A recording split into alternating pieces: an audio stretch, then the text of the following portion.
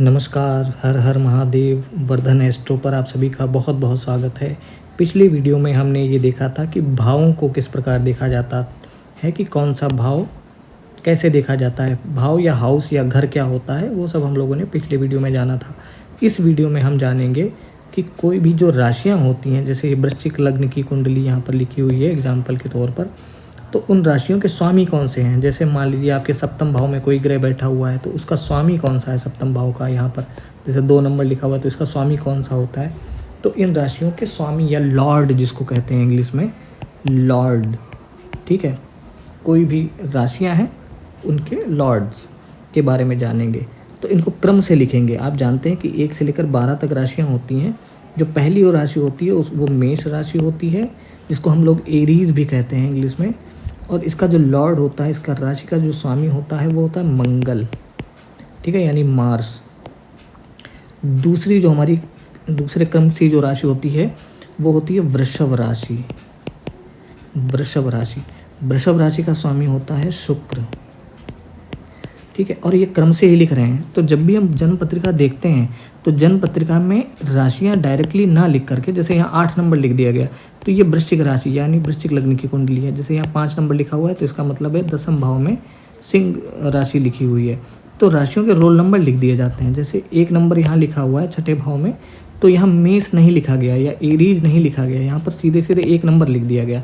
क्योंकि 12 ही राशियाँ होती हैं तो उनको याद करना बहुत आसान है, क्योंकि बार बार प्रैक्टिस में आ जाती हैं, तो इसलिए जन्म पत्रिका में इनके रोल नंबर लिख दिए जाते हैं। तो ये आपको जानकारी होना आवश्यक है कि कौन सी राशि का रोल नंबर क्या होता है, ठीक है। और उनके लॉर्ड आपको पता होने चाहिए, उनके राशि का स्वामी कौन सा होता है। तो तीसरी जो हमारी राशि होती है वो होती है मिथुन राशि, जिसको कहते हैं इंग्लिश में जेमिनाई। और मिथुन राशि का स्वामी होता है बुध।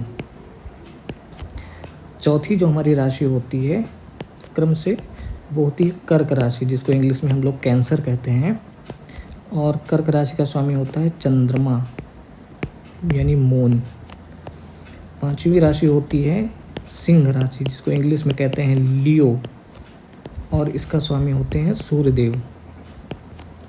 6ठी राशि होती है कन्या राशि, इसका स्वामी भी बुध होता है। 7वीं राशि होती है तुला, जिसको इंग्लिश में लिब्रा कहते हैं, इसका स्वामी भी शुक्र होता है। 8वीं राशि होती है वृश्चिक, जिसको स्कॉर्पियो कहते हैं, और वृश्चिक राशि का स्वामी भी मंगल होता है।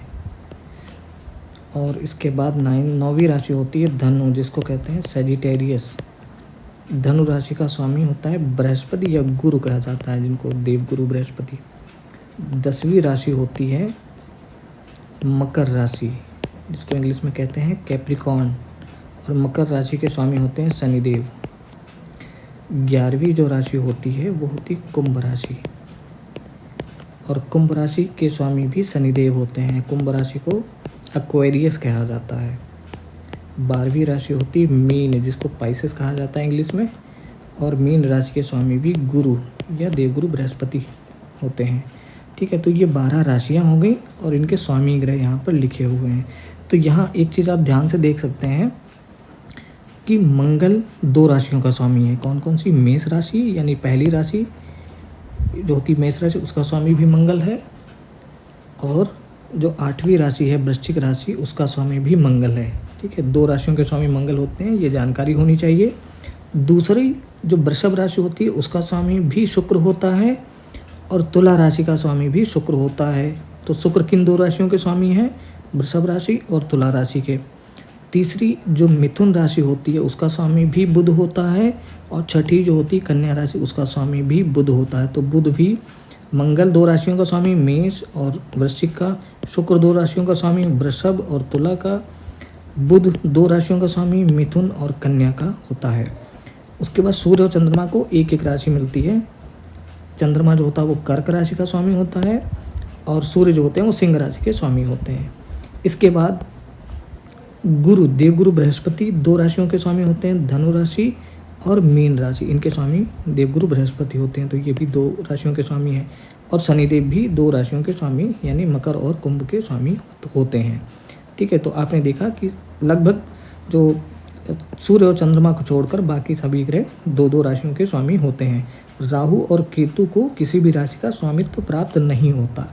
ठीक है, तो ये एक बेसिक जानकारी थी राशियों के स्वामी, और इनका क्रम आप याद कर लीजिएगा। ठीक है, अगले वीडियो में हम ग्रहों की दृष्टियों के बारे में जानेंगे, तो इस चैनल को आप सब्सक्राइब कर लें। अगले वीडियो में हम उस पर बात करेंगे। धन्यवाद।